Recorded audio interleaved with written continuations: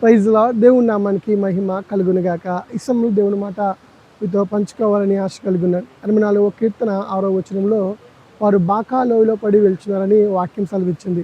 ఆ బాకా లోయ అనుభవం ఎలా ఉంటుందంటే వారు జలమయంగా చేశారట. గమనించండి, మోషే గారితో దేవుడు అంటారన్నమాట, మీరు ప్రవేశిస్తున్న దేశము లోయలు పర్వతము గల దేశం అని చెప్తారు. అంటే ఆత్మీయ జీవితంలో మనకి లోయ అనుభవం ఉంటుంది, అలాగే పర్వతం అనుభవం కూడా ఉంటుంది. ఒక మాట ఏంటంటే, లోయ అనుభవం ఉన్నప్పుడు దేవునితో మనం మాట్లాడాలి, పర్వత అనుభవం వచ్చినప్పుడు దేవుని గూర్చి మనం మాట్లాడాలి.